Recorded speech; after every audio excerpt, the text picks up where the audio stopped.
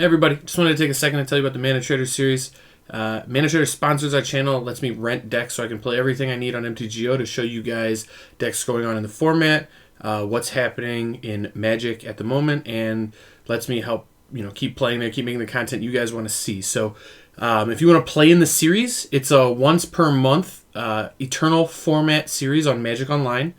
You can sign up for Mana Traders using code A22EN. It's code A22EN. You'll get 15% off your entry, you'll get 15% off your subscription each month, and then you'll get free entry into the Mana Traders series where you get to play for a big payout. If you look at the payout here, huge prize pool, $4,000, $2,000, a bunch of credit towards it. Top 8, everyone's getting paid out. Even just in the Swiss, you get paid out for placing, so you don't even have to rely on one tournament where things go good or bad. You can actually get paid out for just playing a bunch during the Swiss. And there's a lot of good players in it, so it's a good place to step up. It's a good place to play against the best in the game right now and get better at playing Magic. So, again, if you want to sign up, use code A22EN at checkout for 15% off. All right, welcome, everybody, to another episode of Making Magic Happen, brought to you by RW Hobbies and Games in Livonia, Michigan. I'm Zach, and today we are playing some Pioneer Elves. I know this is a departure from Stoneblade. A little update. I was trying to play the Mana Trader series. We had some deck registration issues. Didn't get to play in it. It was a whole story. Wasn't super happy about it. But that's what it is. It was my fault. Really wanted to play in it. Didn't get to play Modern. Didn't get to show off the Stoneblade I wanted to show off. But here today, Mana Traders announced that next month's series is Pioneer. So I decided, you know what? I'm going to try some Pioneer. And I started thinking about decks. And sure, there's a bunch of stuff I could try. There's some decks that are going to be probably pretty good.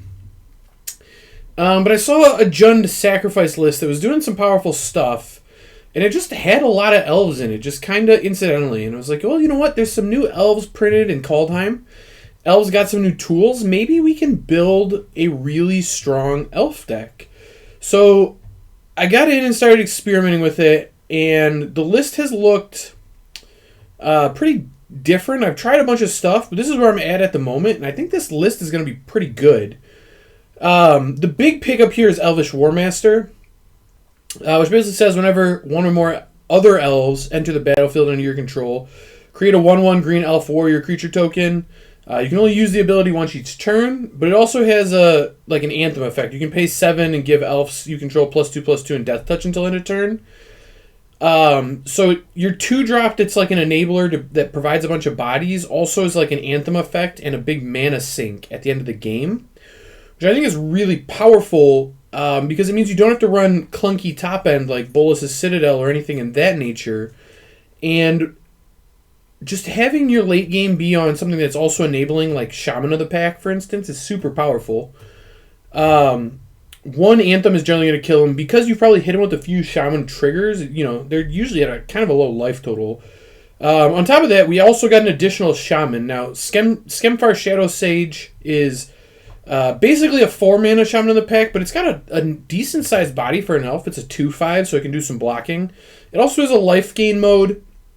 It's awkward that it costs 4 instead of 3 for collected company purposes, but having the 5th drain effect I think is good, and also just being able to Court of Calling for it to gain life in a pinch I think is also pretty strong.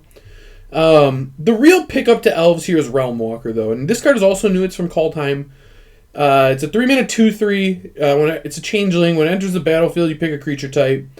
And then it lets you look at the top of your library and cast creatures of that type anytime. So, anytime you could cast them normally. So, you have to do it in your main phase. But, if you've got some elves on top of your library, you can just flood the board with one Realm Walker. And I think the card's super, super powerful. It's been really impressive in the games I've tested.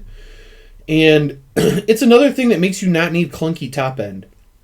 When the top of your deck is a 4-mana spell collected company, and you have as much mana as this deck does, it can kind of go crazy because everything you see on top of your library you can essentially cast with Realm Walker.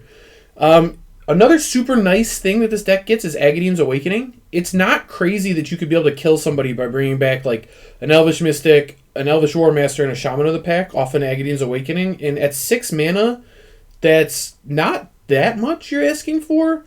But on top of that, this is just a land, so I get to play a higher land count deck, which is really important for decks that kill your elves, which there's definitely a few of in Pioneer. Like it's it's pretty common that you'll play against a deck that has a bunch of fatal pushes or shocks or whatever it is, and against those decks, it's really crucial to be able to hit your 4th land, and you can't always do that in a 20 land deck or a 21 land deck, but if you go too high on land, your Realm Walkers get worse. So there's this delicate balance you're trying to hit, and Aghanim's Awakening bridges that gap really well, in my opinion.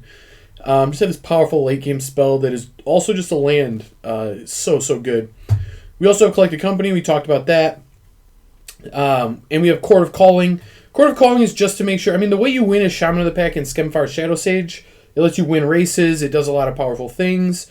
But, so you just want to find as many of those as you can, and Court of Calling helps you find more of them. But sometimes you want to go get a Realm Walker to kind of generate a bunch of resources, and Court is really flexible. It lets you do a lot of that. And it just functions as a free spell some amount of the time when you have Elvish Warmaster and Dwynen's Elite making a whole bunch of, just random 1/1 elf bodies that, you can use to convoke with. We also have a 2-mana Lord. There's not very many 2-mana Lords in Magic at all. It's like Spirits, Merfolk, and Elves are the only ones that get them. And this is also nice that it is another mana sink. So, we have this like really high, our mana count is super high. We have 10 1-mana Elves that tap for mana on top of, 23-ish lands. So it's like 33 mana sources in a deck that stops at 4, which is Collected Company. But you're going to see we're almost never lacking on things to do with our mana. We just have so many payoffs for mana sinks and things to cast. It's, just very, very good, I guess. I have considered some Bolas' Citadels in the sideboard. I think for the most part, Skemfar Avenger is going to be better, but I am also interested in trying out some Evolutionary Leaps. I could see that being quite strong with Skemfar Avenger. We'll see how necessary that is, but I want to try those out. But the one thing I'm really looking at here is Llanowar Visionary. I was not super happy with Dwynen's Elite. It's kind of like necessary for the deck, but it's not necessarily great. It's just you need ways to make extra bodies. And I hadn't tried Llanowar Visionary yet, but Llanowar Visionary strikes me as something that's going to be awesome for this deck. It's an additional mana source. It's a free body because it draws a card when it ETBs. It's a good hit off Coco because it just gives you more resources. I think it's going to be pretty good, but I want to kind of... I haven't tried it with Court of Calling yet, so I really want to get a feel for if Llanowar Visionary or Dwynen's Elite is better. So that's kind of what we're looking at today. We also got a Pathway from Kaldheim, which is nice. The mana base for this is really strong. You get to be essentially a mono green deck splashing a triple black land because of how easy the mana is to accomplish that. And we get some Nykthos to go kind of big. I don't know how good Nykthos is necessarily, but it's a really powerful land, so I wanted to try it out. In the sideboard, we have 4 Thoughtseize. I think that's just a must for when you play against, like control decks. Just something to take sweepers out of their hand is really good. Some Fatal Pushes and Assassin's Trophies for other creature decks, but Assassin's Trophy doubles as removal for Grafdigger's Cage, which you'll notice is a huge problem for my deck. I can't use Collected Company, I can't use Court of Calling, I can't use Aghanim's Awakening, I can't use Realm Walker, which is like all of my card advantage. It's essentially all of it. So against decks that have Cage, you really do need to be wary of that, and that is why you see the 3 Rex Sages. I can't tutor for, it'd be awesome if I could, Court of Calling for the Rex Sage to answer Cage, but you can't, so I just kind of need to run a density, enough answers to get the Cage gone. To turn on the rest of my deck, which is why you see the heavy concentration of 3 Rex Sages. But it just so happens that Rex Sage is really good in some matchups. You'll play against, some Yorion decks that are trying to blink enchantments for value, and just being able to board in 3 Rex Sages and just keep hitting, their enchantments they're putting in play to kind of accrue incremental value while you're just enacting your game plan is really strong. So I've been impressed by that. And the last one that's kind of a weird one, but I found to be super, super powerful, is Herald Unites the Elves. Now, this is a weird enchantment. It's a saga. The first step, you mill 3 cards. You may put an elf or Tyvar card from your graveyard onto the battlefield. So basically, it brings back any elf. Nice to get some rebuys with Shaman of the Packs, or get Realm Walker back so you can keep generating value. But also, I brought back Elvish Warmaster a number of times because late game, getting its mana sink Anthem ability is really strong. But it can also just generate more bodies. It's pretty good. Chapter 2, you put a +1/+1 counter on each elf you control, which again makes more sense to bring back Elvish Warmaster. You start making more bodies, and then you start making them bigger. And then Chapter 3 is why I'm really playing it. It says, whenever an elf you control attacks this turn, target creature an opponent controls gets -1/-1 until end of turn. So against other decks with creatures, you can just... I mean, this card just generates so much value. The first chapter is just basically a 4-mana elf, if you boarded it in, that later anthems your team and then kills like your opponent's entire board. So it's really strong in the right matchups. I think it's certainly worth trying out. I don't know if the metagame is such that it's going to be worth it, but like if you play against spirits or something or other elf mirrors, this is just so backbreaking, and it's a much more effective way to bring in hate than to play, some other sweeper. I did consider Crippling Fear, which is like a sweeper that hits everything that's not an elf, and that one is interesting. I could see it. Maybe it's better than Herald Unites the Elves. I'm not sure. There's some more testing to be done on that, but for where it is at right now, I like just how flexible and how much extra this gives you. So I'm going to stick with this for the moment, but it's something to watch. Maybe just having a -3/-3 effect to your opponent's team that doesn't hit yours is going to be better. We'll have to see. But for now, this is where we're at. So let's get into some games and see how this deck performs. I'm excited. This deck is fun. All right, we are here for round 1.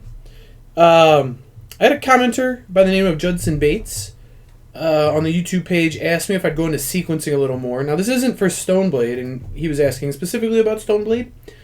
But I still want to go into sequencing a little bit more with how I'm doing things and why I'm doing it, and kind of go from there. So I'm going to keep this hand. It has a real plan.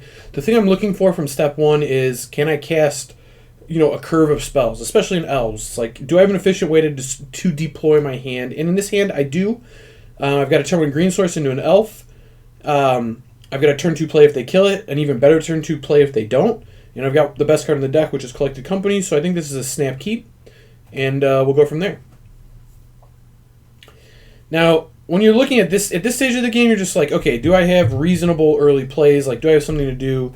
In this case, I do. I'm going to play a Slowly Board Pathway and just try to curve out, just try to deploy my hand and get as much onto the board as possible.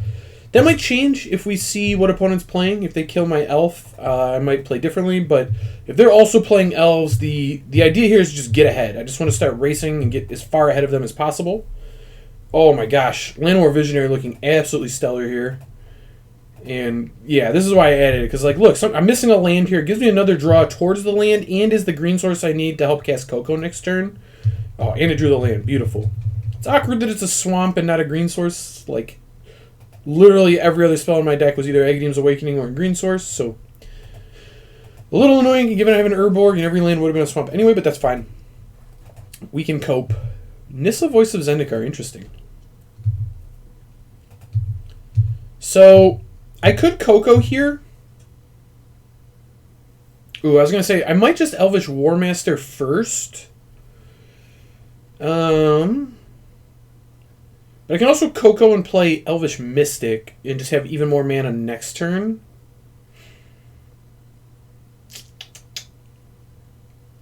I don't have enough green mana to Elvish Mystic, Clancaller, and Warmaster.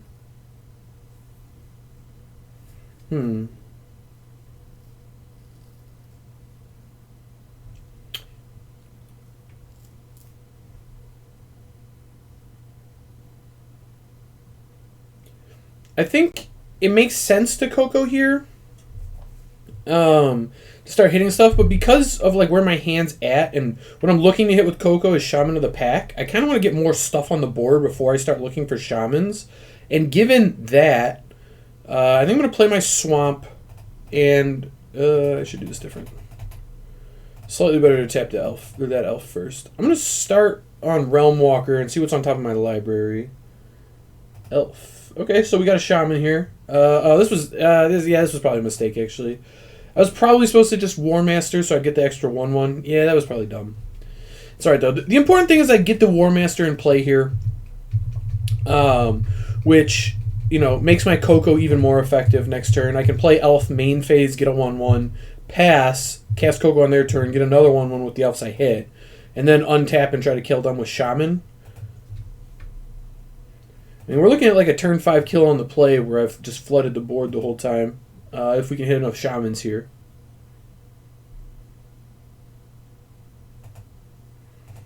An opponent hasn't really done anything super impressive yet. No, that's good. Be a lot better if they already had the push, I'll tell you that.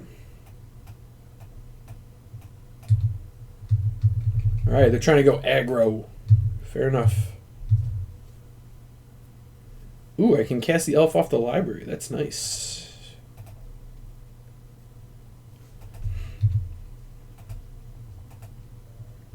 Alright, so just going to pass here. When we hit... Shamans are going to be lethal very quickly with this hand. Nixless. So this is like green-black value. Planeswalker mid-range, I guess. Just Golgari stuff. Alright, well, if they're pushing the Elvish War Master, that's fine, but I'd like to Coco in response to make sure I get the bodies, or the extra body off of him. Oh, how about that? Another Elvish War Master.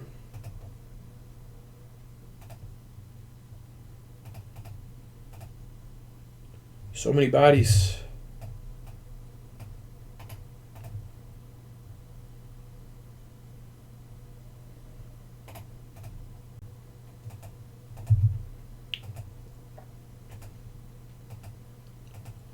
Alright, so you can see how quickly this deck just builds up stuff on the board and how lethal an activation this is going to be.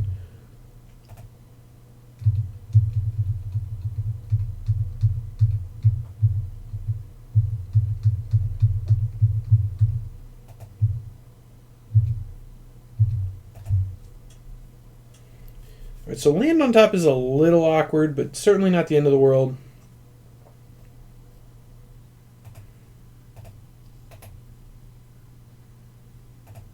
Need to make sure I manage the green correctly here.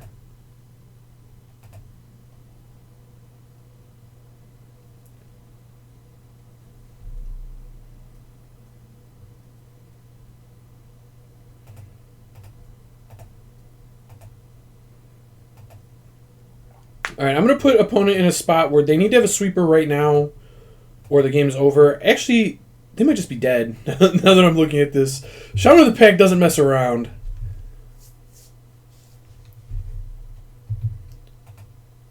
Yeah, casual take what, 14? They take 14. So they can block my 3 biggest things, which are these 3, and they're taking 8. I do end up losing a lot of things, so I think I'm going to pass one more turn. I don't think it's super likely opponent has sweepers in their deck based on how many creatures they have, and like Nissa is not really the kind of card you play with sweepers generally, which is fine. But they're almost in a place where they have to play Ob Nixilis and kill War Master because the Anthem activation on this is just super lethal. But also, I can activate and just get an Elvish Clancaller next turn, and then all my guys, you know, get another point bigger, and I think that's also going to be lethal. So, I don't. Opponent just like has to have a sweeper here. They're just dead. I think that's a Den Protector. I don't know what other morphs you'd be playing. So they can unmorph that and get a push, but that is not quite going to save them.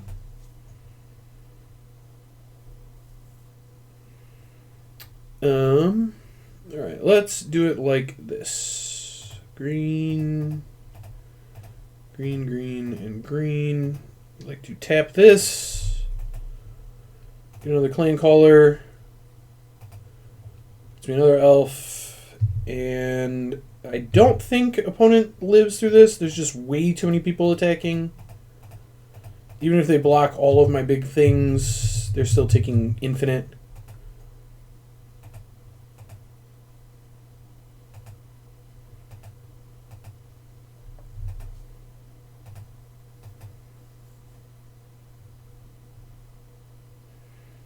Don't believe this block works, opponent. You need to... No, alright, they just don't have anything.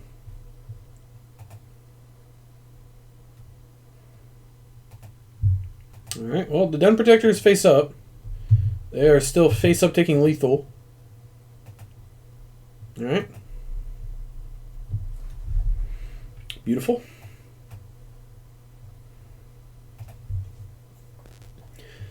So I do expect opponent's going to have a whole bunch of hate post board, and that's fine. Everyone's going to. I'm going to bring in the Skemfars. Just generate some extra card advantage. That seems good. It's always hard to tell, like, if a deck like this is going to have Grafdigger's Cage. They might. They probably do, but they could also just have like scavenging ooze. I think it's pretty easy to hedge and bring in the trophies. I'm not going to bring in the sages until I see it, but I think the trophies are fine. We also saw some planeswalkers. Maybe it comes up. I think Naruto Trapper is generally bad. I don't like to go below 9, but cutting the first copy is pretty easy generally. And I think post board, when people have a lot more interaction, Court of Calling gets a lot worse. Coco, interestingly, gets better. Cord gets a little worse. I could also see cutting the Skemfar Shadow Sage. This effect gets a lot worse when people are killing it. Yeah. I think I'm going to cut the Skemfar and bring the Cord back. The Cord at least, can give me access to Realm Walker, which is one of my better grindy tools against the opponent. So we'll see how the Cord plays. Again, this deck's really bad against Grafdigger's Cage, so if opponent has it, we're going to be in trouble. But again, this hand's great. We've got a nice little curve here. I can go turn 1 Elf, turn 2 Shaman, or I've even got the redundancy of like turn 1 Elf, they kill it, turn 2, play a second Elf so I can still turn 3 Coco. I'm going to keep.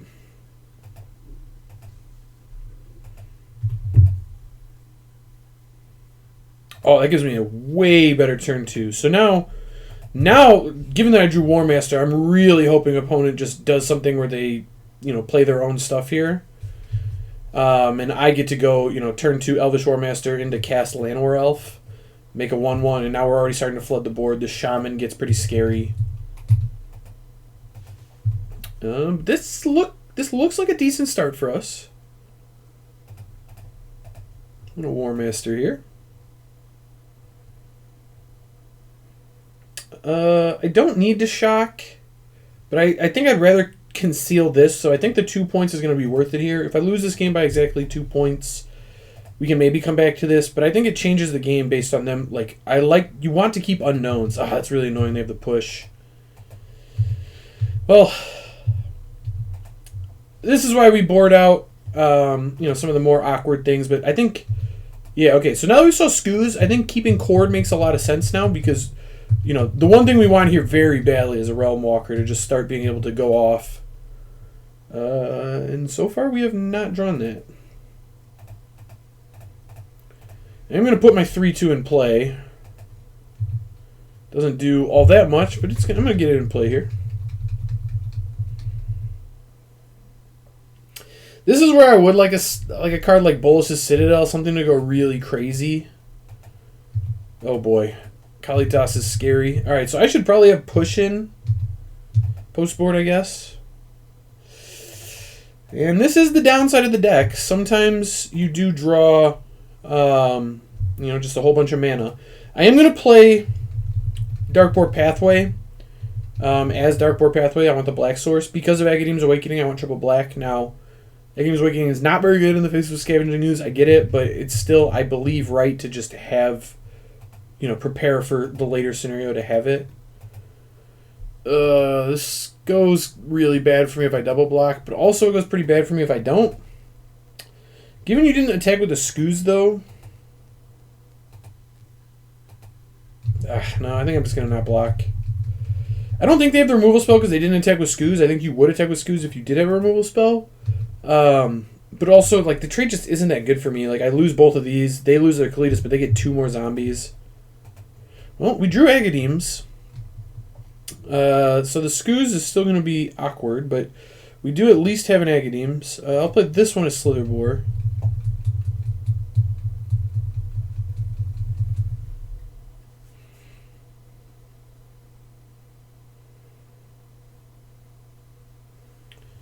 So they did have the removal spell the whole time. Alright, well, I do believe this game is over. My Agadeems is never going to work in the face of Scavenging Ooze and Kalitas.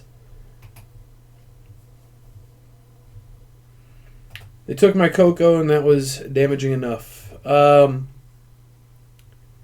do like Fatal Push, actually.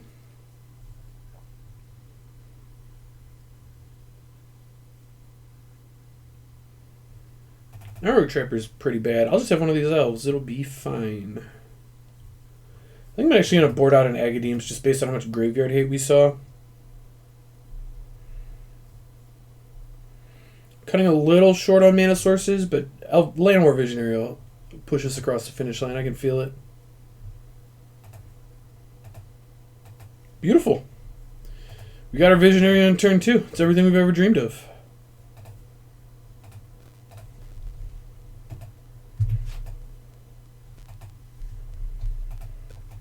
Elf me. Oh, they played a tap. I get my Visionary in play? Dece.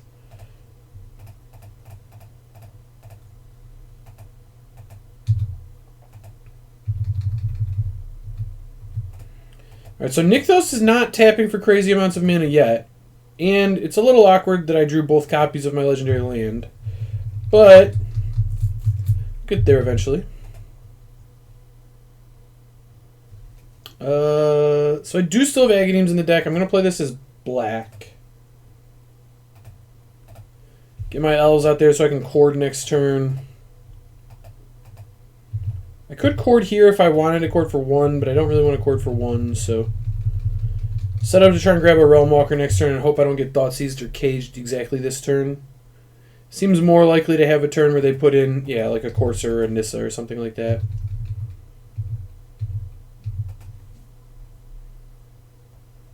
So this can tap through Chord, so it's somewhat free to play it. It also makes my Nykthos now tap for essentially 2 green mana, which is pretty nice. I guess I could get Realm Walker main phase. I'd rather do it EOT though, so like they have to go through their full turn and they don't know that they really want to kill the Realm Walker ahead of time.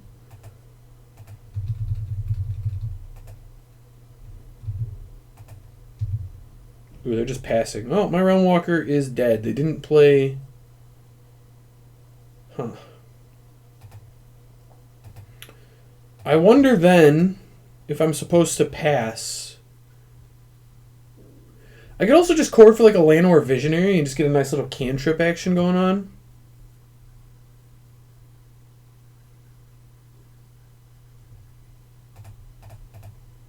Yeah, I mean, whatever I do that, like whatever I hit with this Chord is certainly gonna get killed, but that's okay. It's not like I'm taking the card out of their hand anyway, and it's not all that much I can do with it. I could hit Scum for Avenger. They just kill this one. It's another one, so they just kill that. It doesn't get me any value. Realm Walker, if they kill it now, it also doesn't get value. I think I'm supposed to just hit Llanowar Visionary and just try to get some more resources going, honestly. Yeah, alright. Weird one to Chord for, but I think it's fine.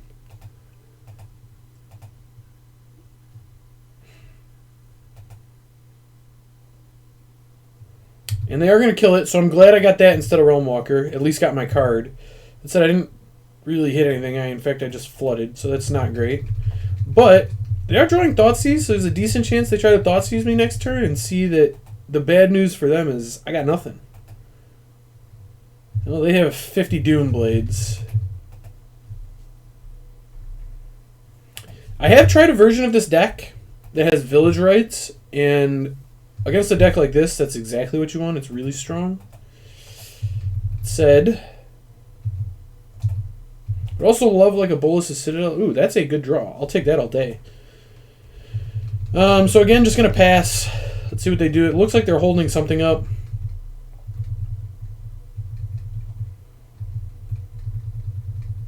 Maybe they're just gaining life. I don't know. But being able to get an end of turn... Oh, Crux of Fate. Interesting. That's probably pretty bad for me.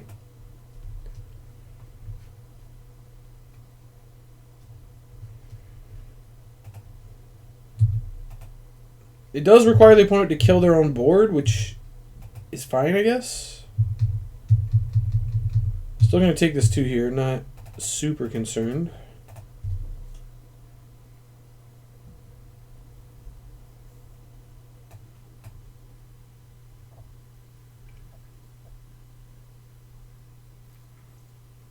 How much damage does Elvish Warmaster do? I know one of the cards in their hand is Den Protector. If I hit 2 War Masters, I'll then have 4, 5, 6, 7. And I can activate Nykthos Taps for 5, so I can just activate with my lands on one of them. 7 attackers times 3 is 21. So they go to like 1, and then half to Crux next turn. It's pretty good.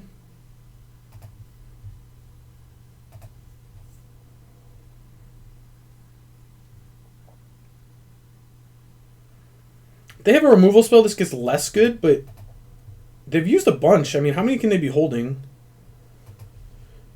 It seems likely to me they have something that's not good and a Den Protector, and they just didn't play the Den Protector because they know there's a Crux coming.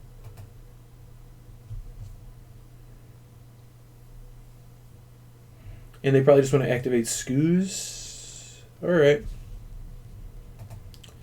Let's push damages.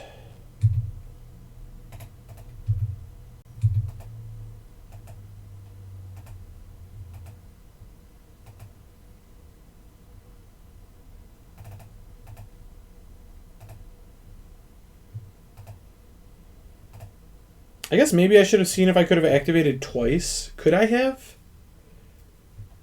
This is worth another 3 mana. So if I have left 2 back, I could have activated twice. Maybe I might have missed lethal by not playing the second Nykthos. That might have been bad. Huh.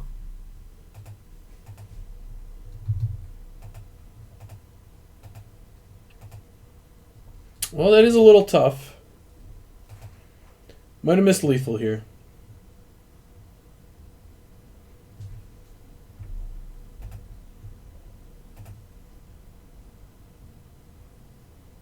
No, because then I have less bodies getting in. I don't even think I did, because they still block. It's just an extra 8, but I'm losing. So it's only 2 more. If they survive at exactly 2... Yikes. Alright. Well, there you have it. If you can't do combat math, that's generally pretty bad for you.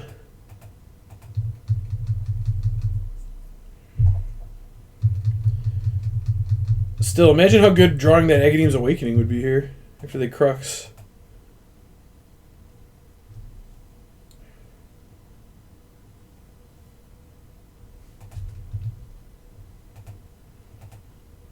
It's like almost immediately lethal. Okay, that's not an Agadeem's Awakening, but that's pretty darn good for a follow-up top deck. Take it all day.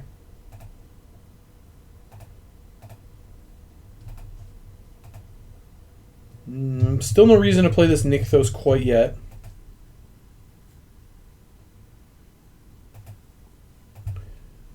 They also can't quite Den Protector plus Unmorph plus get back a removal spell that's not a 1. They can't quite get back a 1-mana removal spell here, so they can kill this next turn, but not quite right here. So I will get another shot at casting Elves if there's an Elf on top after this. Hey, that's a pretty good one. That's a pretty darn good one. Take that all day. See what happens when I cast this here Shaman of the Pack. Is it lethal?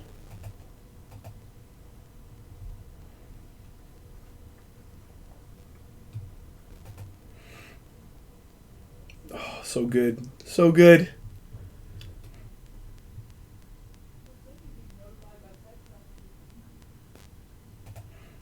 I imagine opponents getting a little salty right now. And you know what? I can't blame them. Can't blame them. Your opponent had lethal and then just didn't realize they had lethal and then just made a bad... Well, it wasn't a bad attack, but made an attack where they could have killed him but didn't, and then top deck Realm Walker from an empty hand to win the game. Yeah, I can understand being a little salty from opponent's point of view, but they're also playing green-black garbage piles, so hard to be too mad, I guess. Alright, time for round 2. Won the die roll, that's beautiful. Well, here's the downside of Agadeem's Awakening. It doesn't tap for green. If these lands tap for green, this hand would be amazing. If even one of them tapped for green, it would be amazing. That said, sometimes you're going to have mulligans. It's magic. I do believe this hand's a keep. It's a very awkward hand. I do have a green source. I think I'm bottoming the Agadeem's Awakening, and this is kind of why I hate Naru Trapper. It doesn't quite cast Collected Company, which is pretty annoying. I've seen Jaspara Sentinel instead, which like makes you tap another creature instead, but it actually casts your Cocos. So maybe that's better. I think when you're playing Court of Calling, though, it makes sense. I'm going to keep this. And I kind of want to keep the Aghanemes just because I want to get to enough mana sources to cast this Coco. I'm going to bottom the Shaman of the pack. I think I just don't have enough Elves. Like, it's just like a deal 3 or 4 damage at this point, which just like isn't quite good enough. And I'd rather have, at least somewhat close to enough mana sources to... Oh my god, I played the wrong one. Oh, I was thinking it was green. That's not good. It was definitely supposed to lead on Urborg there. Well, so it is. Alright. Not the end of the world. That wasn't great, certainly. But it is not the end of the world.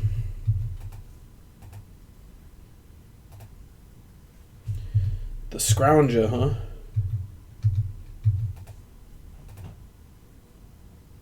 Chord's not bad, per se.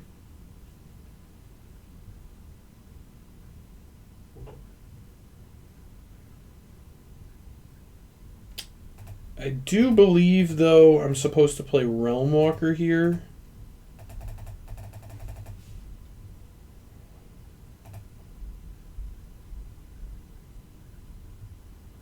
Hey, my opponent likes the Tribal Elves. That's cool.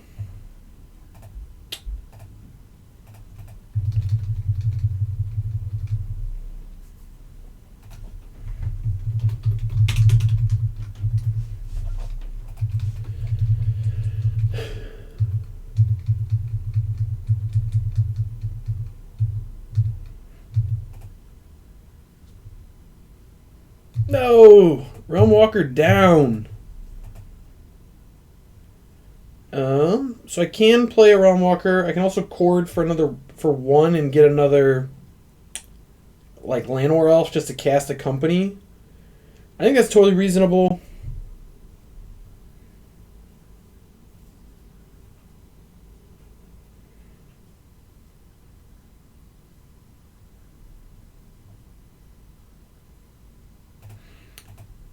Yeah, I kind of hate it, but I think I'm supposed to just get this going. Probably courting for 1 here just so I can start cocoing and getting some value. We'll see. I was going to say a Rankle here would be pretty bad, but Kalitas is not very much better for me. That's probably also bad if they have kill spells in hand, I would assume.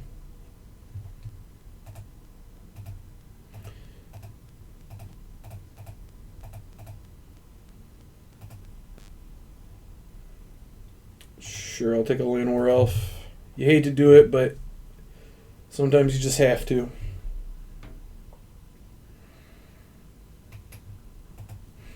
Alright, gonna pass here.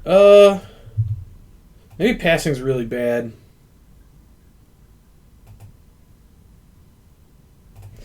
No, still gonna pass here. See what happens. Opponent doesn't have a ton of cards in hand.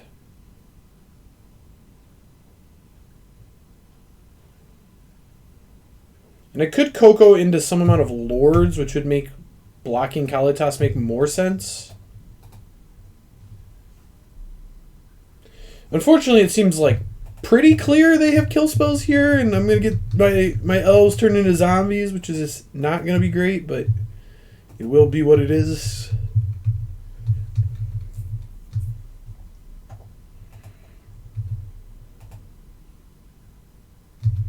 Alright, opponent's just passing and not even casting the Murderous Rider.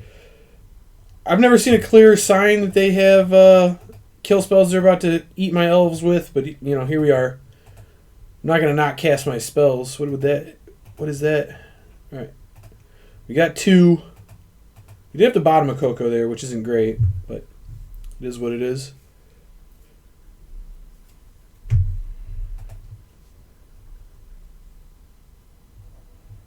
Alright, Swift End my Clan Caller, sure.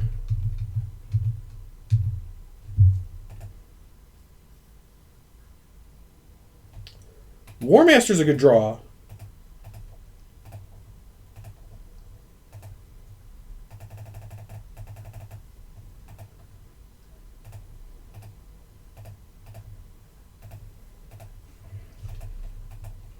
And if you stack these triggers right, you always want to put the Shaman trigger on the bottom, because the War Master trigger will resolve first and do an extra point of damage. Opponents at 3. We don't quite kill them with an attack because Kalidas can put them to 6. They can block 2 things. So I do have to pass here, but I'm actually looking like I'm in pretty decent shape all of a sudden. We're like a chord for a Shaman of the Pack away from killing them at this point.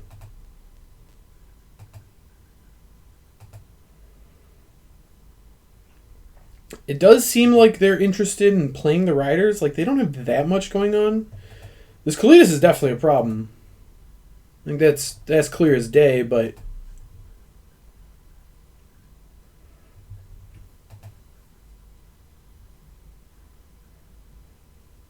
we'll see. They don't have great attacks. Additionally, my Elves dying don't make them zombies. Or my tokens dying don't make them zombies. So I do have blocks available to me.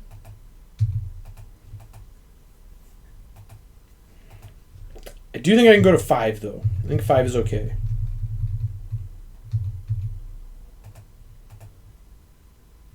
It seems like they're going to play some Murderous Riders here. Alright, they're tapped out. If I can find a Shaman of the Pack, they die. Huh. I don't have enough mana to bring anything back. Also, if my things die, they get exiled. So, Aghanim Awakening not looking great here, necessarily. Let's start like this. See what Realm Walker does for us. Elf. Beautiful.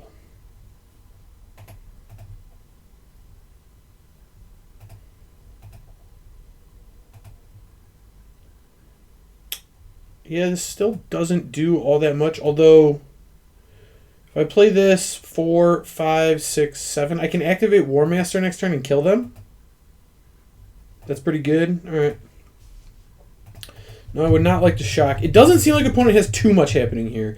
If they kill my War Master, I'm going to be in quite a bit of trouble. Oh, Rankle just kills me, huh? Man, that is frustrating.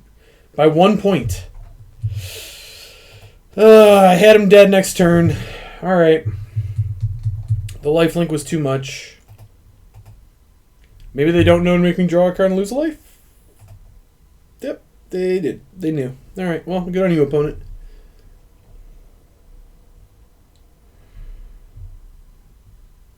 I was going to draw a Mystic. Alright. I wasn't going to find another Shaman for a minute. That's fine. I'm going to bring in these Fatal Pushes. I actually like Herald Unites the Elves against this deck a decent amount. And I'm going to bring in the Assassin's Trophies. Again, I think Shaman of the Pack, despite looking okay there, not actually great. I'm going to cut in Aghanims. Gnarlroot Trapper, I still think mostly sucks. Cut the Dwindon's Elites. I'm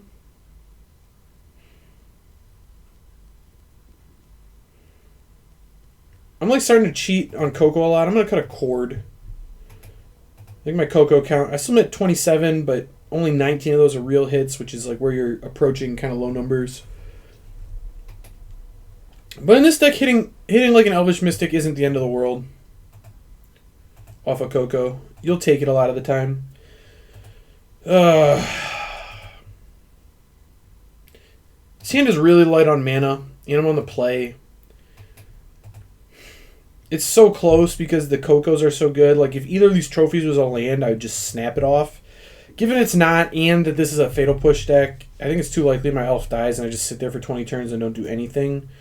So I'm going to mulligan it. I'm not super happy about it, but it is what it is. Alright, this I think is a keep. I at least have a game plan of, like, Skemfire Avenger into Realm Walker. I'm definitely bottoming the Shaman of the Pack here.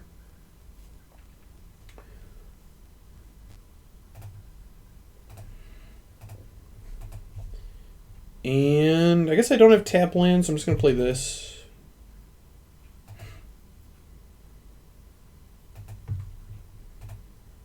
I assume I'm getting Thought Squeezed? No, a random 2-1. Makes sense. Where were you last turn, Overgrown Tomb? Come on, man. I'm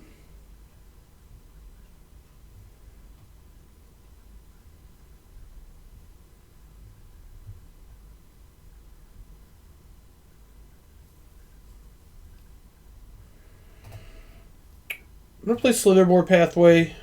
and cast the Skemfar. Skemfar's probably going to die, and that's going to be unfortunate. But if it doesn't die, then when I play Realm Walker next turn, if they kill my Realm Walker, I draw a card, which I think is a little more valuable than a 2-mana 1/1 at the moment. You usually want to save the Clan Caller for later in your curve, because at that point later in your curve, it sort of has haste, like it pumps the rest of your team. Oh, man. That would have been really good on turn 1. Sadly, we're not there.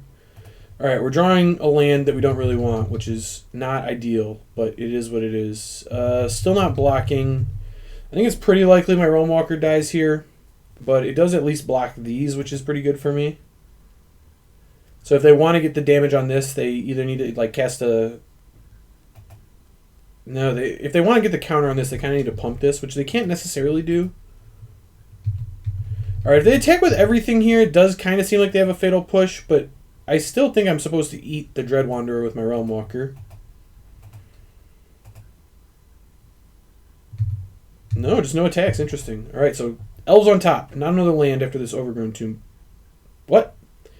MTGO, what are you doing? This is garbage. Been lied to.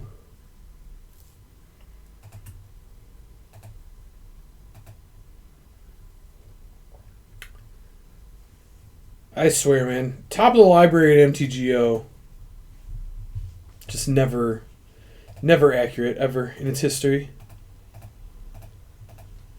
That said, we're starting... Elvish Clanecaller and Realm Walker is actually a pretty nice little combo. Like, you can pay 6, I guess, to clear the top of your library and keep going, which is kind of neat. It's maybe supposed to block there. Fatal Push the Clanecaller? That's fine. Oh, man, that actually ended up working out very nicely for me. Well, now I'm stunned that they didn't, like, chump attack here. Interesting.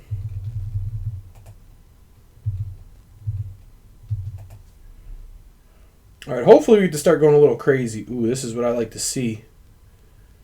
So it is actually beneficial mana-wise. Is it? Yeah, it is beneficial mana-wise to lead on Clanecaller. Believe it or not. Into Coco, huh? Very interesting.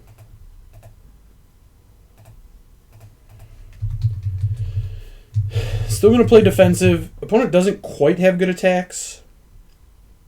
My life total's fine for now.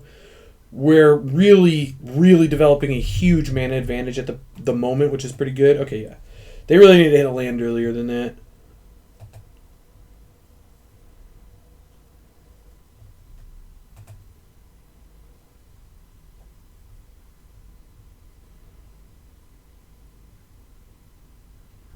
I don't really think I want to change anything. I could still see a Court of Calling, but on the draw against a Fatal Push deck, it seems a little awkward. You know what? This Skemfar is better than the Shaman of the Pack. My Coco hits are getting kind of destroyed, but I think it's okay. I don't actually love Trophy. I'm going to cut a Trophy and bring back Corden. I like that I can gain life with this. I think that might matter here. I think 3 removal spells is close to enough. There's actually... Yeah... I did not have Cord before, but I think I'm supposed to have... this hand's really close. I think this is a keep. On the draw, I'm pretty likely to find a land. I do have 2 mana sources. Elvish Visionary is more mana. I'm going to keep this and just like pray I draw some lands. If I get like Thoughtseize... If they Thoughtseize my elf or push it and I don't draw a land, I'm obviously going to die. It's a little awkward, but... I think this hand's really good if I just draw a couple lands, so... Or if they don't interact immediately, like if they just curve out a little bit. Land? That's a good draw. I'll take that all day. So now if they don't kill the elf, I can play the land and Llanowar Visionary, which is spectacular. They're probably going to kill my elf, but again, you don't have great takes here. Like, what are you taking from this hand? All of it's good. I guess you're probably taking Coco, but Realm Walker, if you don't have removal spell, is also just going to bury you. They did take Coco. I mean, that makes sense. Certainly. And I am also not blocking, but that's fine.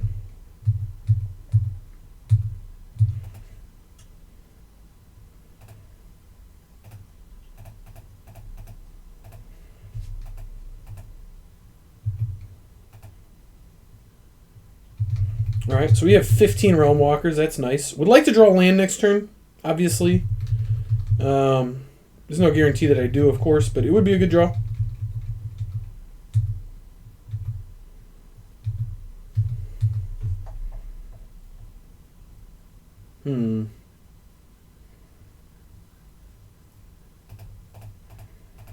Alright, I'm still going to play the Realm Walker. It's actually just a good blocker here, which I think is fine.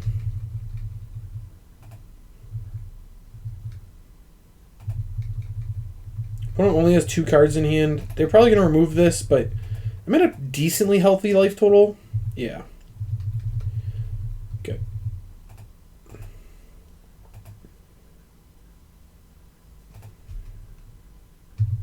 Kalitas, okay. Well, Kalitas is not great for me, but opponent's now out. They have nothing. They're top decking. I'm casting a Collected Company this turn and hopefully hitting some stuff. We'll see what happens. But it's kind of where I'm at. I kind of want a Gilt Leaf Winnower in this deck. I'm not going to lie. I did think about that. All right, let's see what happens when we Coco.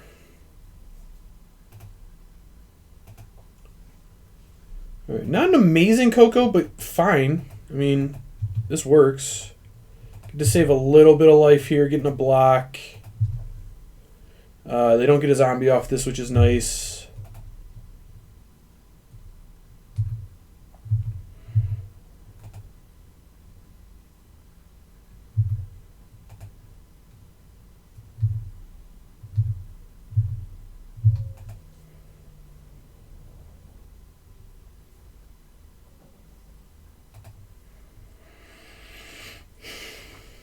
Alright, so I think the plan here is to try to dominate the board. At least a little bit. I'm going to start with a Realm Walker. Ooh, I was going to play a Clan Caller next, but hey, that's even better.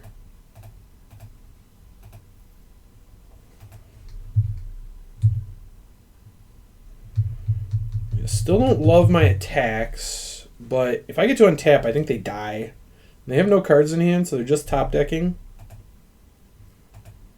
And now their attacks are, like, not very good. I can eat both of these, like, block Kalitas where nothing happens. I guess this has to eat another vampire. So they could eat Knight of the Ebon Legion to kill my Realm Walker, which honestly I'd be fine with.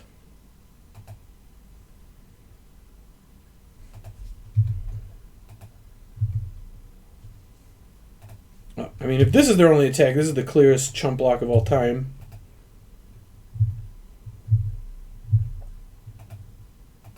And they drew land, so they have nothing happening here. It's good for me. Oh man, I get to draw Nykthos next? That's unbelievable.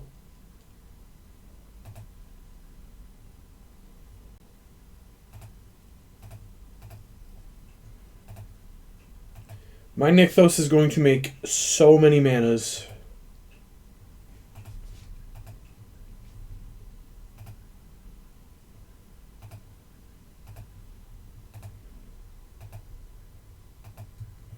Unfortunately, Dread Wanderers can block. If they couldn't block, I'd actually be like making reasonable attacks here.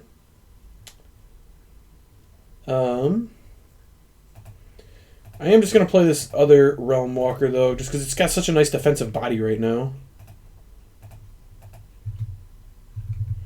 Did I get... No, so... are these exiled, or what is this? This was revealed to the Thoughtseize, right? Yeah, okay. I was going to say, I do have another Clan Caller I can tutor up next turn if I want to. I can also activate Elvish Warmaster and, like, way kill the opponent. Sacking Dread Wanderers, sure. Making a very large Kalitas. Alright, so they drew a land. That doesn't really get them anywhere, honestly.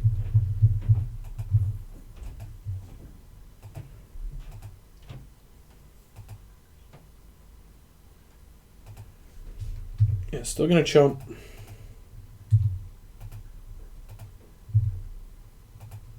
I guess it's not even a chump. It's like a forced. They have to activate. That's crazy. Such a thick token.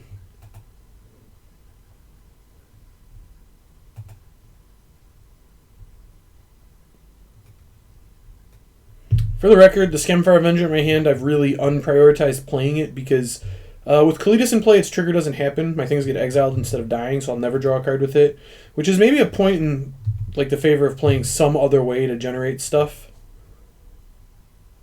Oh, hello. Hello, Lanor Elf. How you doing, buddy? Can I cast it? Yeah, alright. Well, let's see how much this Nykthos taps for.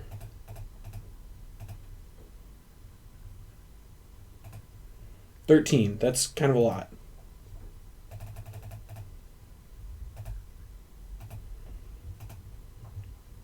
There's still a land on top. There's always a land on top, man.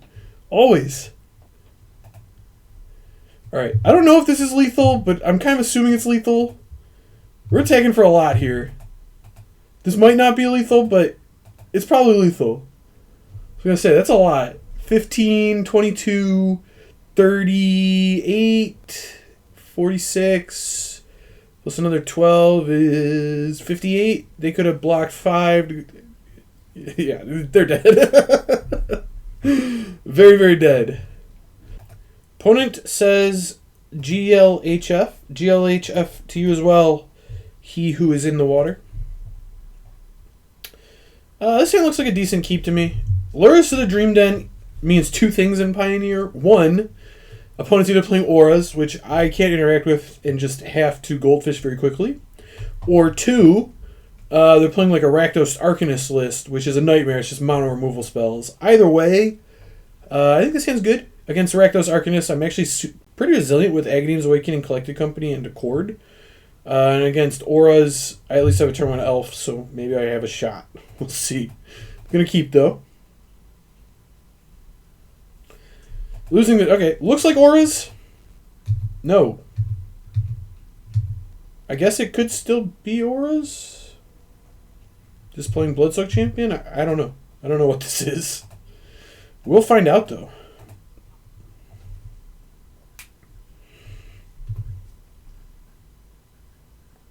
Maybe it's just like the mono black deck we just played against, but just like has white. That seems somewhat likely. I don't know. I don't know what the white would be for, though. White's not generally very good in Pioneer. In fact, it's kind of awful. And like the best card, I think, is Skyclave Apparition in white, which you can't play if you're playing Lurrus. And you could have already played Lurrus in black, so they're not like splashing white for it. Ooh, that's, I guess, kind of annoying. It's really not that big a deal, though. Certainly they're taking company here.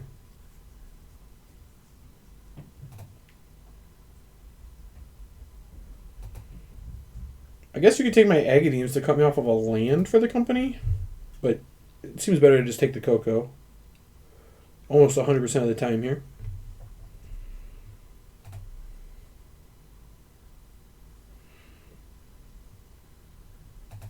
They did take the Cocoa. That makes a lot of sense. A second Clan Caller, huh? Well, I like the idea of playing the first Clan Caller. There's an argument for playing Shaman just because it's more mana efficient, but I have to shock to do that, which I don't think is necessary. And I'm just going to play this tapped now.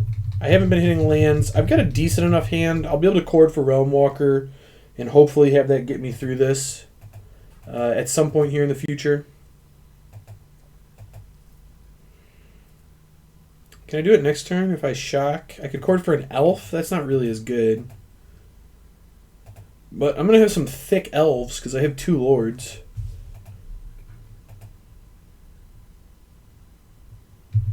Another booter, huh? Alright, well. Glad I played the Agadeems. Now. Those booters are going to be causing problems. Dauntless Bodyguard, huh? Well, we're pretty good on the battlefield against a deck like this. Like, we'll be able to generate big enough creatures that we can block. It's also interesting.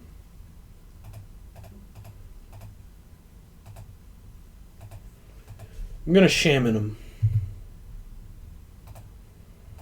Trying to conserve my life total. I now have a 4-3, which holds back the Bloodsoaked Champion and the Dauntless Bodyguard. I'm still taking 2 in the air for the time being. But you see we're actually even on the race here because Shaman's just pretty good. Dahlia's Platoon. Oh, wipe like humans. That makes sense. Now I understand what's happening. Now I get it. It's just the wipe like humans deck.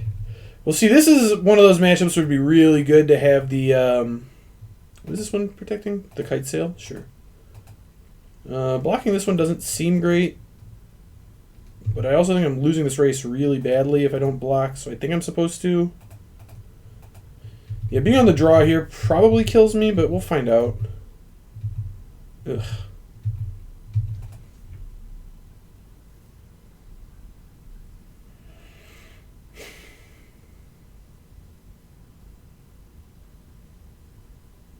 Yeah, no matter what I do, I'm just dead on board. These Kite Sails were brutal. I really don't have very many targets for Kite Sail, and they hit, 2 of them. But that's fine. Matchups like these are going to be really play draw dependent, but we do get some very good sideboard cards, so that is nice. I think Skemfire is good. Still think Gnarl Root's pretty bad. I don't like Shaman that much. It's like okay. I actually don't like Assassin's Trophy. I don't think I'm going to bring it in. I'm just going to cut the other Gnarl Root. I still have some 1-mana plays in Fatal Push, and Gnarl Root's just not great. It's okay.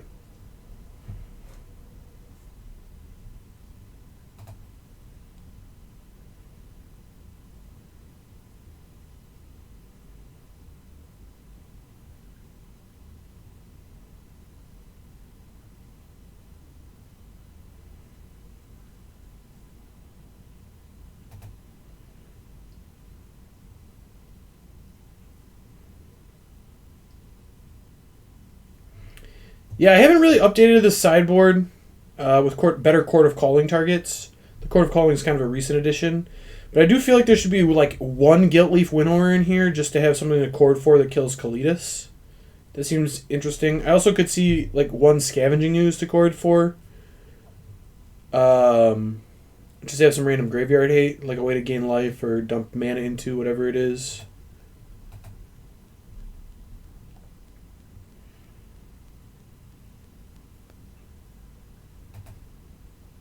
Alright, I'm not going to say this hand is amazing, but I do believe it's a keep. Kite Sail Freebooters aren't doing anything to us here. Dece. And we do generate a fairly wide board pretty quick. Plus, if we top deck some good lands, we're in a really good shape. Or some good spells, excuse me.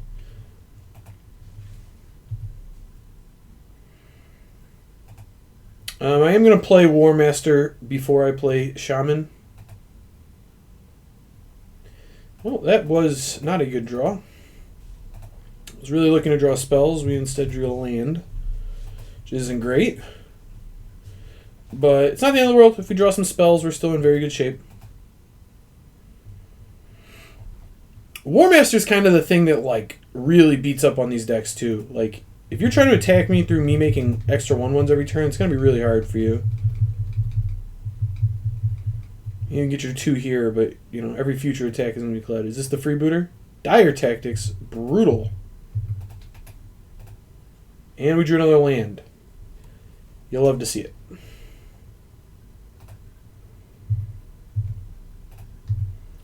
Well, now I'm going to play my 3-2. I mean, I'm playing a 23 land deck with 3 of the lands being spells, so...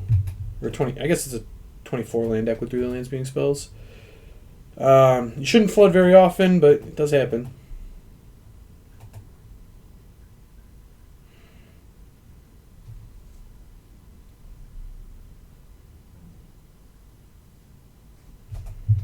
Rally the ranks. Okay.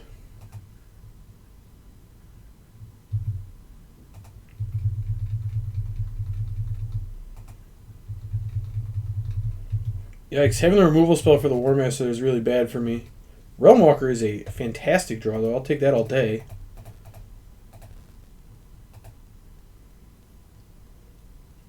And wouldn't you know it, there's a land on top. Because of course there is. I'm going to play the green one because I have an Herb Organ hand. If I need black mana, I have access to a lot of it. I guess I'm trying to block the Bodyguard here. I could also block the Mutavault if they attack with it. Blocking Bloodsoaked Champion doesn't get me very far.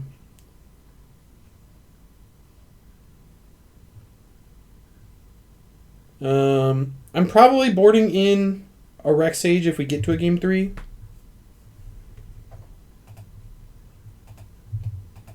Oh my, well definitely blocking one of them now. The Thalia's Lieutenant is going to be an issue.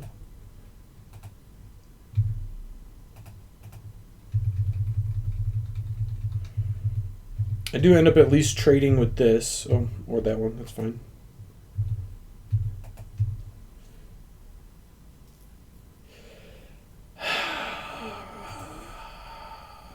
Yeah.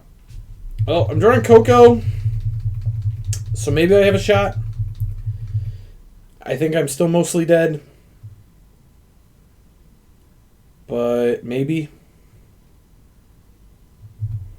Another Thalia's Lieutenant, you say, huh? Not a huge deal.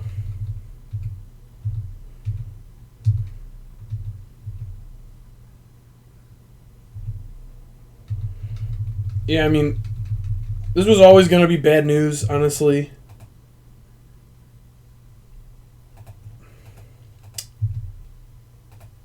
Blocking here and going to 1, I guess. When you play against the Humans deck that draws exactly 3 lands, nothing else, flood protection, multiple anthems, like that's always going to be hard.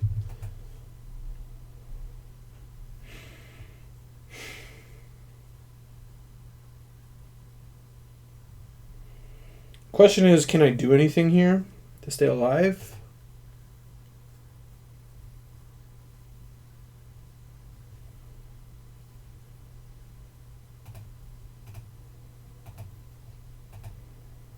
Well, Agadeem's would be a good draw. I'm probably dead here. Let's see what they do, I guess. Like, Cocoing into 2 War Masters could maybe buy me a turn. If they do something weird like tap with Giant Killer, maybe. Still seems pretty unlikely, but maybe. No, we just have another Anthem. Why not have every Anthem in your deck? Sure. Well, maybe. I need a really absurd Coco here, but maybe.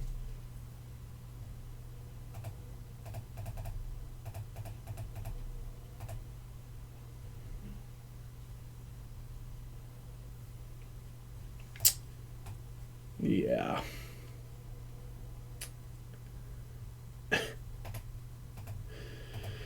So it's just all Elvish Mystics and Llanowar Elves, of course it is. Yeah, I don't know. That was tough. Yeah, this is what it is.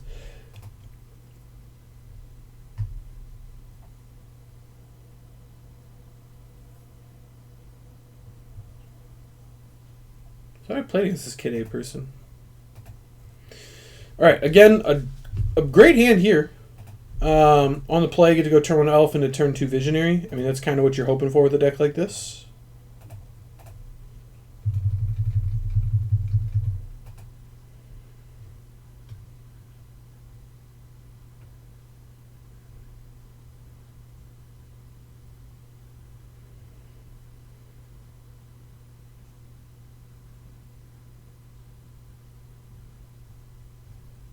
Oh, okay, I did play him. It was the mono black player. That makes sense.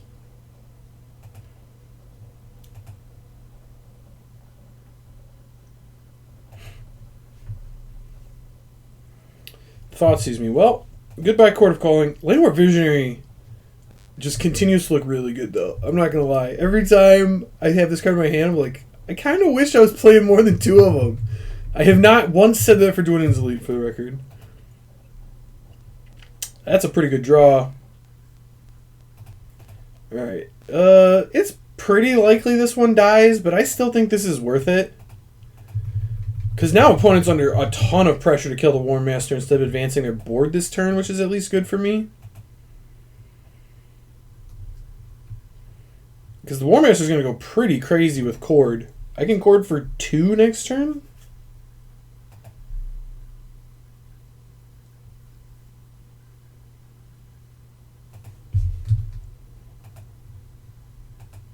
And they aren't killing the War Master, huh? Oh, Thoughtseize. No, don't take my Visionary. No!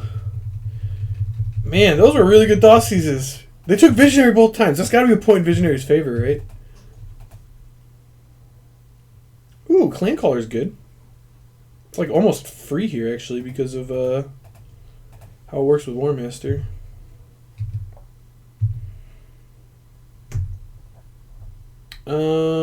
I am going to attack. I'd rather save the Cord. If this Cord gets Thoughtseize, that's going to stink. There's maybe a chance I was supposed to leave back the Elvish Mystic because the 2 points might not matter. But also, opponent's at 11, and I have, like, 8 power on board. That's kind of a lot. Also, most of their creatures aren't good blockers. Like, I guess this one does block, but this one can't. Oh my, another Elvish War Master? That is quite interesting. Alright. I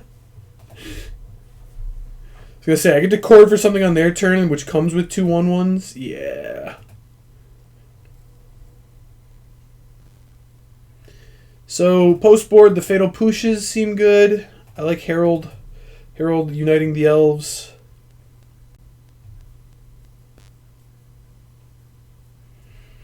I still think Naru Trapper's like bad in all scenarios at all times, which is impressive. I'm going to cut a Shaman. And an Elite, I guess.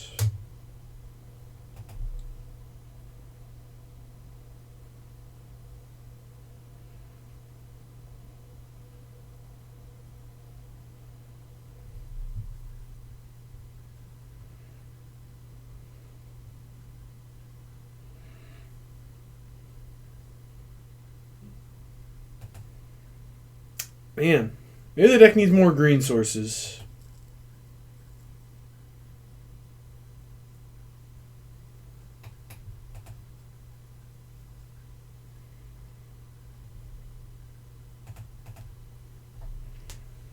Oh, this has green sources in it. I mean, this hand is excellent. I'm going to keep. I kind of wonder if I'm supposed to bottom nick those. I think realistically, though, I end up bottoming this Cord.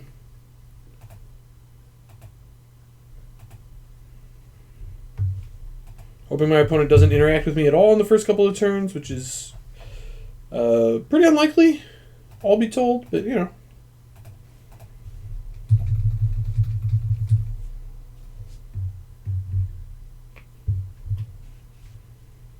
Not blocking. Nope, no blocks. I want my else.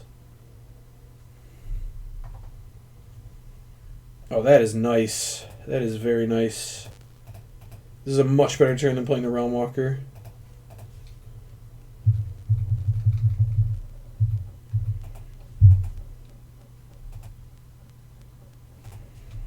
And here I do think I blocked the Dread Wanderer, given any choice. Yeah. And if they want to pump, that is totally fine.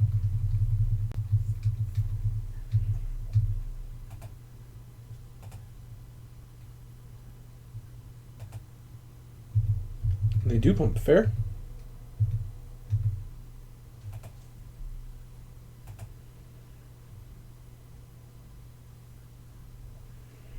Well, that ends up working out excellently. Because here I can go Elvish Mystic on my turn, make sure I get my 1/1, shock this in. And look, opponent, I know I'm passing with 4 mana up and 2 cards in hand, and I shocked to pass with 4 mana up, but don't worry about it. I totally don't have anything. Don't worry about it. Don't worry about it. What do I have? Don't worry about it. Nothing. I actually could have just played this tapped now that I'm looking at it. I could have actually used Nykthos. But it's fine. Don't worry about it. No big deal, man.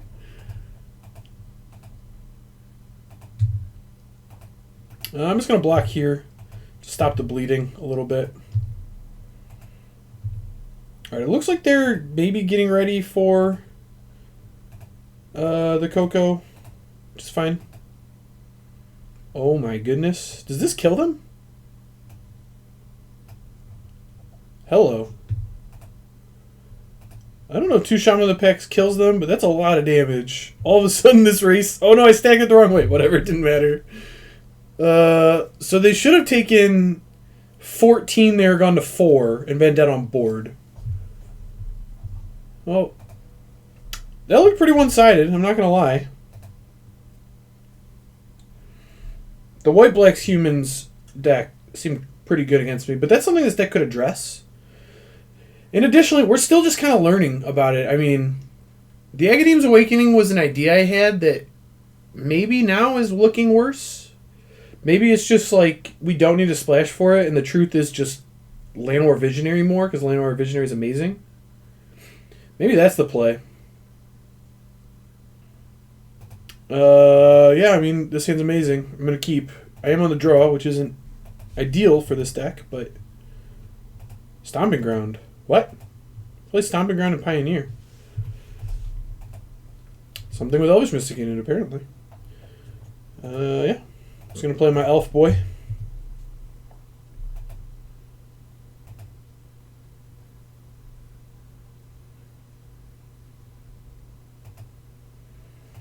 So it looks like I'm playing as Jund, I guess. I don't really know what's Jund in this format necessarily. Yeah. Priest. Oh, the Sacrifice deck. Yes, that makes sense. That makes sense. You know what the Sacrifice deck is not good against? Me making a lot of tokens. I'll say that much. And here, if they make me sack, I'm just snapping off the Sacrifice of my Elvish Mystic. They probably won't. It seems pretty bad for them to do so. But if they did, I would snap off the Sacrifice of my Elvish Mystic and then probably play this next turn. And then Priest still does something in the sense that, like, it's good for them. But, like, it's good to draw a card and generate 2 mana. But me sacrificing creatures will stop mattering after this turn.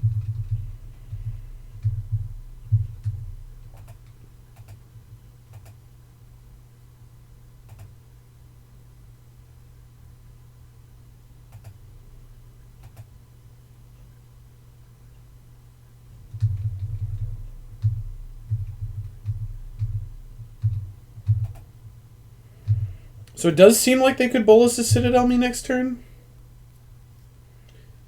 Yeah, they have specifically made a lot of things that make black mana.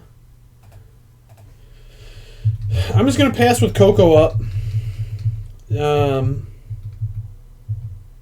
see what happens. I can maybe Coco into...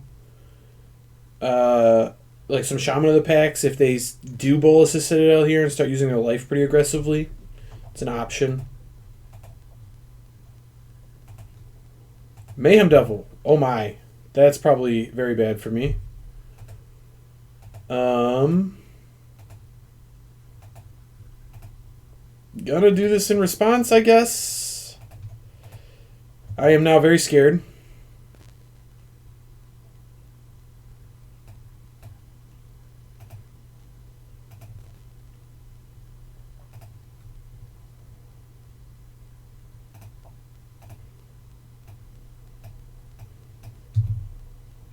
Alright, well, not a great spot, but still not a terrible spot necessarily.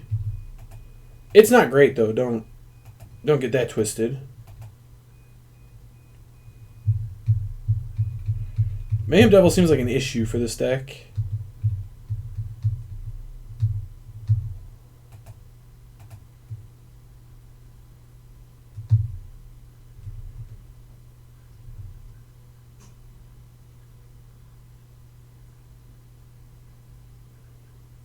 So they scried one and they kept it.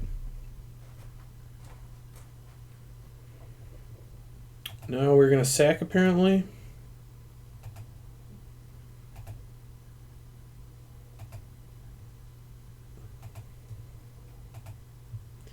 Yeah, things are starting to look like they're not great for the home team here.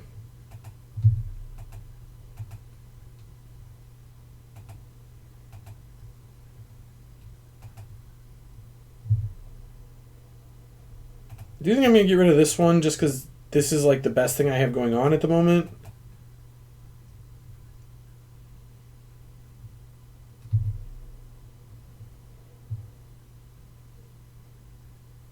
They targeted me though, which is like, ugh. It's sacrificing everything, but never runs out of resources. All right.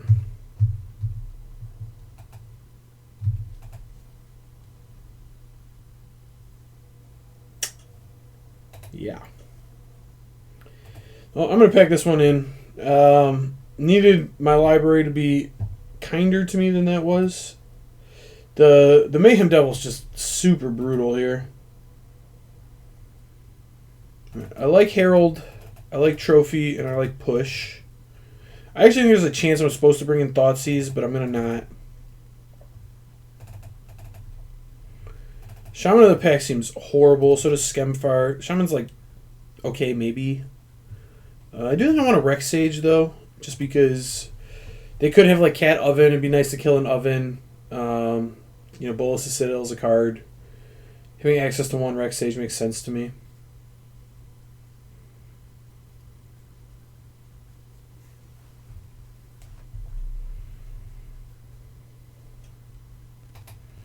Again, we do seem to be losing die rolls in matchups where it matters a lot, but in a deck like Elves, every die roll matters. Like, you're going to do really good with this deck if you win every die roll, and it's going to be an uphill climb if you lose every die roll. I'll say that much.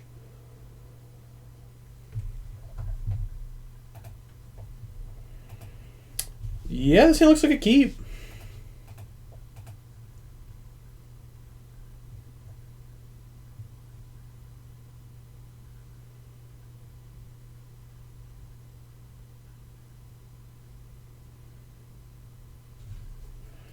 I mean, we get a very nice start of turn 1 Elf, turn 2 War Master plus Elf, turn 3 Shaman.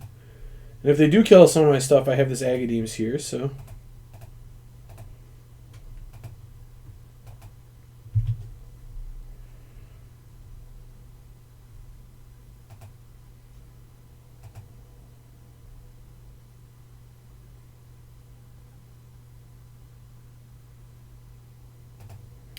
Man, they just have the push, huh? Alright.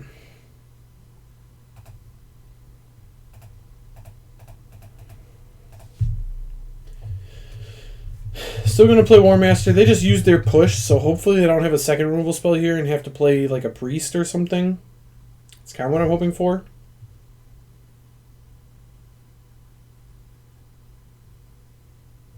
No, they just have 2 pushes in their deck. They probably has like 2 in the sideboard. Why not? Do you also have a Thoughtseize here? Excuse me?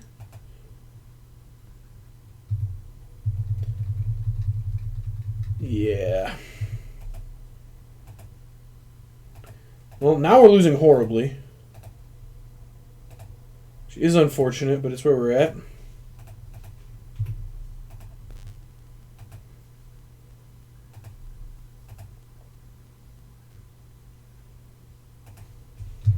Priest is fine this turn.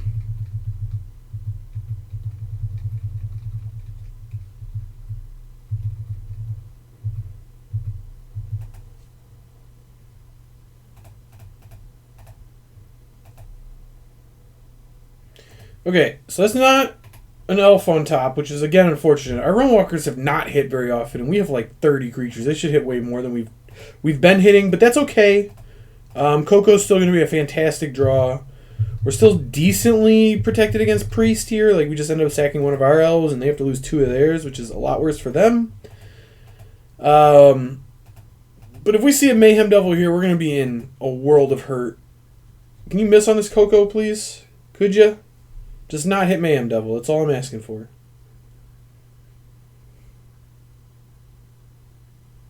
Are they just... Oh, they're just casting a Bolus's Citadel. Okay.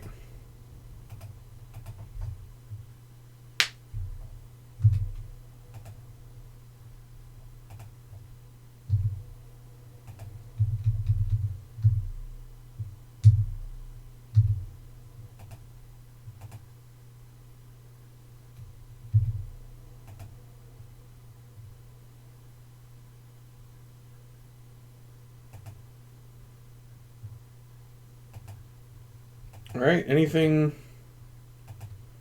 Where are we at? I boarded out 2 shamans. I only have 1 left. I actually kind of thought that they would board out their their Bolas's Citadels, given I'm a shaman deck, but no. It was not the way they did it. They just decided this was going to be the draw where they drew 2 pushes or whatever.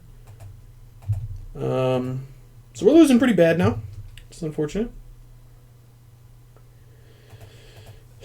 Deck. Can I hit with Realm Walker ever, please?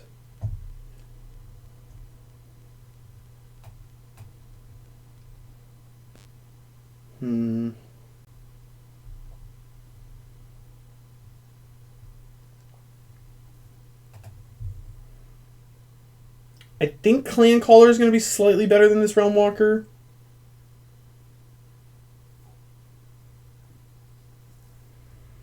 Just because it goes pretty wide. Yeah. Close. Oh, well, now we finally hit and we're 1 mana away from casting the thing. Of course we are. Darn. Well, there it is. So definitely think I'm attacking here.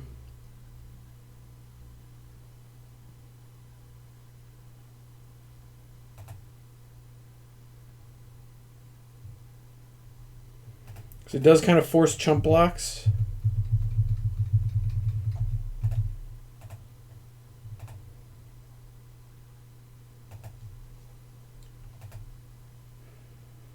They can also do some trading here, which would be fine, but they can't just do nothing, otherwise the Citadel's just turned off.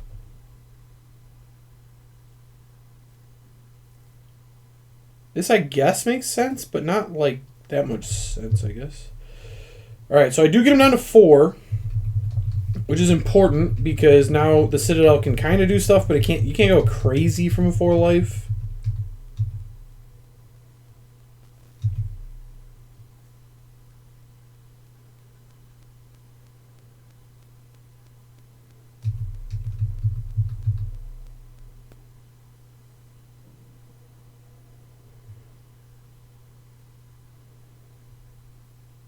Although you can still definitely do stuff, but like you don't go crazy from 4 life.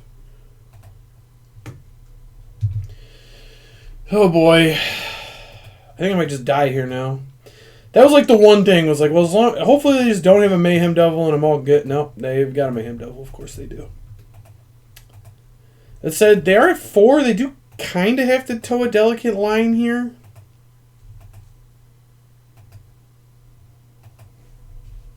Why not? Yeah, just the machine gun your whole board card that was exactly on top of their deck on the Citadel here. They have 4 life and it costs 3. I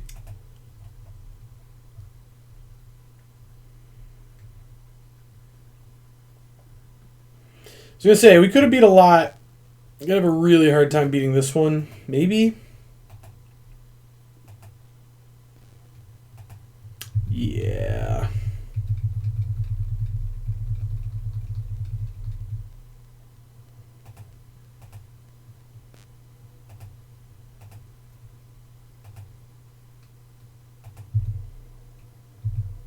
Targeting me? What? Really? Why me? I don't understand that at all.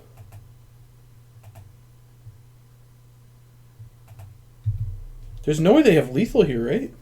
Maybe the sack just does it?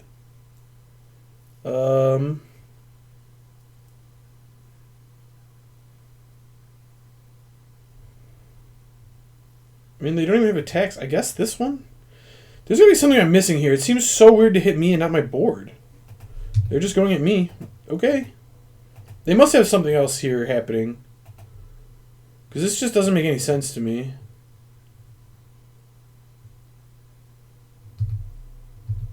Now they're dead on board. Maybe they just have like another Woe Strider. Oh, Cutthroat. This is not non-token, right? Yeah, I guess Cutthroat kills me, right? Everything's like 2. 1, 2, 3, 4. 1, 2, 3, 4, 5, 6.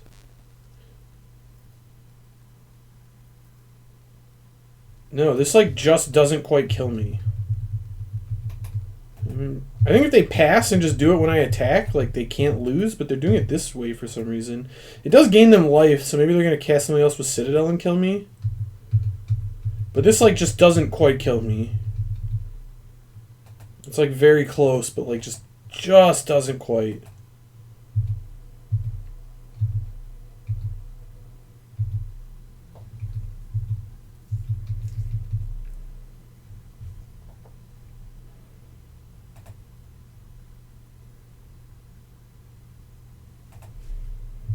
If they get to cast something with Citadel, though, I do end up dying.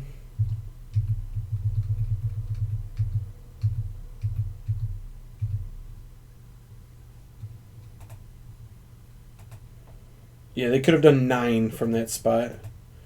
If they cast one more spell, I do die, so...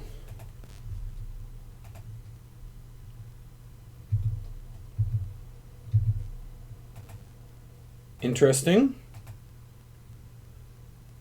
So you like have to have it, right? Oh, they cast Coco. All right. Well, maybe they whiff on their Coco completely. That would keep me in the game if they just offered it. They did not just offer it. All right. Well, that's frustrating. A deck that plays like 3 pushes had 2 of them in their opening hand on the draw, so they got to keep up. But it is what it is. Ugh.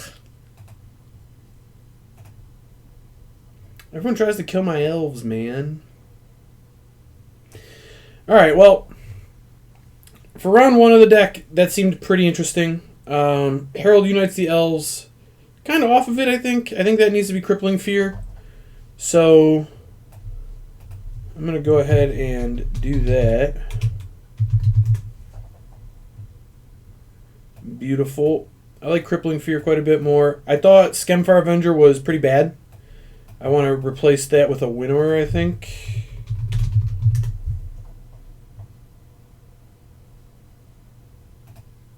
I think it's got a dash.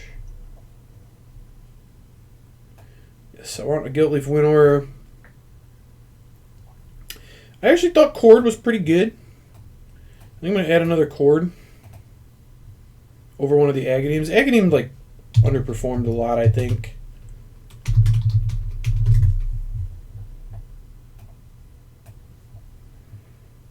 And I wanted a Scavenging Ooze, I believe.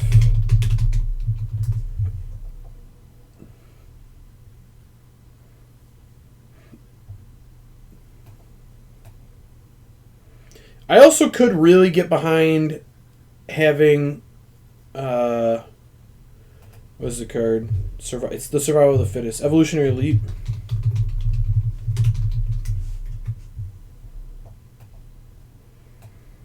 So we'll work on the sideboard. We got 17 cards we want. We'll try to trim it a little bit. Skemfire I still think was okay. I did want another Visionary. Visionary like way overperformed. I think next time I run the deck it'll be somewhere closer to this. Maybe even trim an Elite for a 4th Visionary. Visionary is just so good. It just is everything the deck wants. It's just more cards and mana, which is all the decks try to do to begin with. And it's an elf, so you can cast it off Realm Walker. Yeah, I think I'm going to go that route. Just try to continue testing the deck. I don't know. I think maybe I like the Agadeem's Awakening, but it just really underperformed in practice. Maybe I just add another land, cut it all together, play maybe another 1-mana elf or something, or another Cord, see how that goes. You can try that out. See how it plays. Definitely interesting to try. Yeah, I don't know. The deck feels like there's something here. It feels like, I want to keep working on it, keep learning it, but I'm happy with it. I'm happy with how it feels and what it's doing. So I think it's a good start, but definitely some work to be done. But again, thanks everybody for watching this. Thanks for tuning in. Thanks for checking it out. Really appreciate it. Remember, if you've liked the content I'm making here, please like the video. Please subscribe to the channel. And please leave a comment, as that helps with the YouTube algorithm. I would really appreciate it. And with that, I'll talk to you next time. I'm joined by Kyle Balgamez. Welcome, Kyle. How are you? Raja Suleiman with Orzov. Max McVitie. Congratulations, Brian DeMars. Zach Allen. I wouldn't be here without these guys, though. So. And the champion of Proto Counter-Attack here, Ari Lax.